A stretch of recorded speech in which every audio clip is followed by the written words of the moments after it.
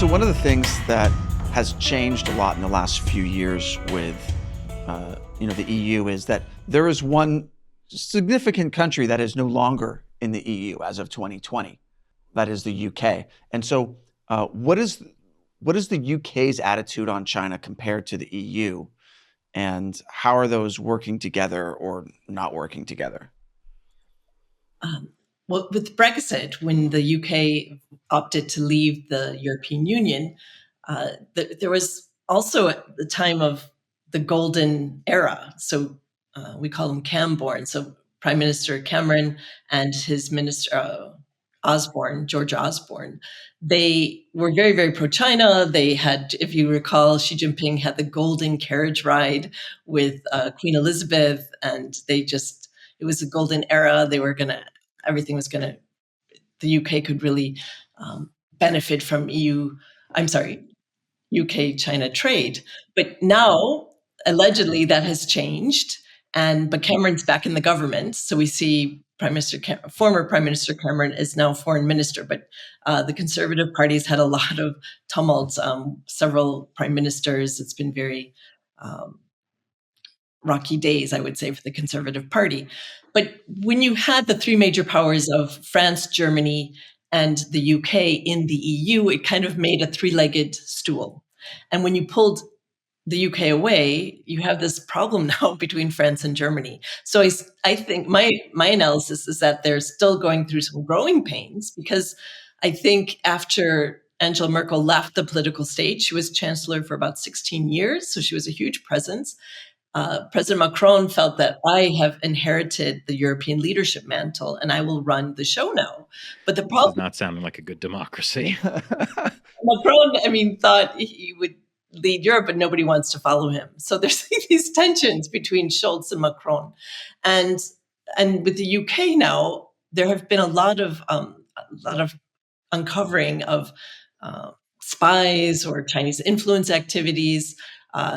MI5 and MI6 have really been very active in reporting these things. That some in the parliamentary system, you have names on a list of people who could, they move up the list as positions open up, and they kind of said, "Hey, you have to take these two people's names off the list because they're agents of the Chinese Communist Party." So, that was a really big deal, and they never revealed their names and things like that. But the fact that they are reporting these things shows a sea change in views from golden era to they're really concerned about how much of their how deeply they've been penetrated by MSS and things like that. So because the UK is outside of the EU, though, they can move a little quicker. And I think that has an impact on the rest of the EU, because the EU kind of moves really slowly like a turtle. That's a symbol here. In Brussels, they have a turtle, which I don't think is a very positive symbol of Europe. But anyway, they have a turtle. So it moves slow. And I think the US and Europe are kind of moving along in the same direction. But Europe, there's a bit of a lag time, about 5-6 years. So things just happen slower here. But with the UK, it's interesting now. They can kind of model them. The EU can see what's going on in the UK easily, and maybe that will have an impetus on how they make policy and how they formulate things. Because the first country in Europe to really start looking at Huawei was the UK.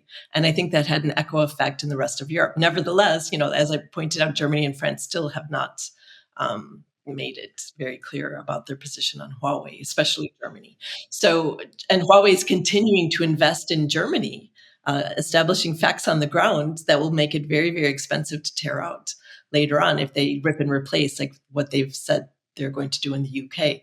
So it's whack-a-mole here in Europe. So as soon as you think you can solve one problem, there's another one cropping up, and it never seems to disappear. Well, so on the other side of Europe is the Eastern European bloc, let's say, and a few years ago, China had created this, was 11+1 that became eventually 17+1 or something like that, to sort of get all of these. China being the +1, right? Yeah, but now like that was a huge deal a few years ago. This like Yeah, China's got this like really strong relationship with Eastern Europe. How's that going? Yeah, the Central Eastern Europeans really liked having this kind of privileged relationship with Beijing because they could see that France and Germany had their own special relationship. And it was a smart strategy by the Chinese because they believe in this idea of Mackinder. So he who rules Central Eastern Europe controls the world island. So I think that they're more Mackinderite than most people. So they think Central Eastern Europe is really important. And but it didn't really work out that way. So they had 11 EU member states, 5 possible accession states. It was like throwing spaghetti at the wall to see what stuck. So what stuck was Serbia, not an EU member state, and Hungary. And so those were the countries that received the bulk of Chinese investment. And there's allegedly a rail project between Hungary and Serbia. So in some respects, maybe Beijing is trying to destabilize the area by making these investments because Serbia is so involved now with Chinese uh, Hikvision and smart cities and military training with the Chinese, it will be more difficult for them to ever become an EU member state.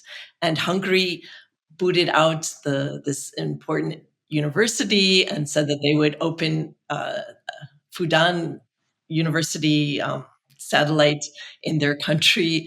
So there's a lot of influence going on between these two countries by China.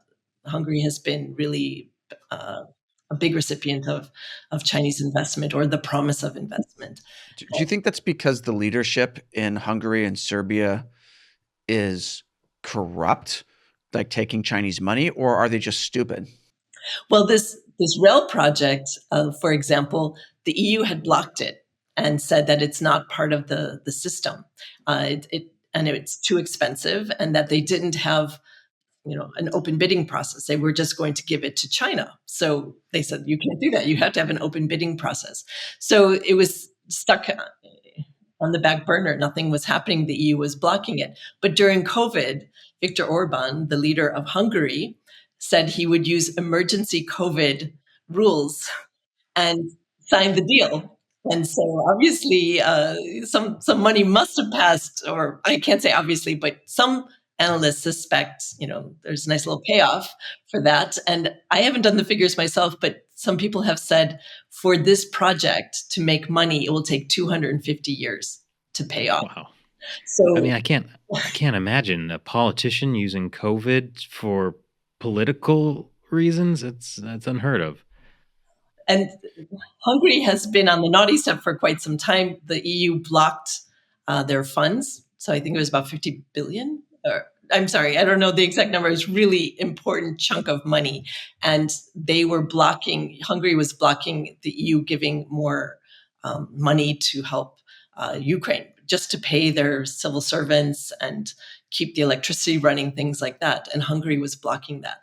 So in the past, you can't even say Central Eastern Europe, because of their experience with Russia in the past, they're very skeptical towards China now because they see China-Russia strategic convergence. But Hungary doesn't see it that way, so they're very pro-Russia and China, and they're still in Central Eastern Europe. So it's not just a geographic, it's so complex in Europe. And some Baltic states, they're very concerned with Russia, but they don't want to see China-Russia. They don't believe there is Russia-China cooperation. So you have a very fragmented and a cacophony of voices in Europe on what's going on between Russia and China. So the Chinese have a saying, you can't wake up someone who pretends to be asleep. So it's up to them really how they want to perceive China-Russia relations. But the Chinese I speak to are like, we know nothing's going to happen until the war is over. And then they can rebrand themselves, because in their political settlement that the Chinese kind of introduced about a year ago, about the same time as the Munich Security Conference, they came up with a 12-point plan. And one of the 12th point was that we want to get contracts to help rebuild Ukraine. So they think that they can rebrand themselves, and people might have amnesia about how they kind of helped Russia and bankrolled them for their war in Ukraine. Well, based on past experience, it will take about 1 year for people to forget everything that Russia did. Yeah. And therefore what China did. I think the Chinese are very cynical about that. But yeah, people have a very short memory. Wow. China gives Russia weapons to destroy Ukraine. China comes in and rebuilds Ukraine. Wow. It's a beautiful cycle. It's basically the plot of RoboCop.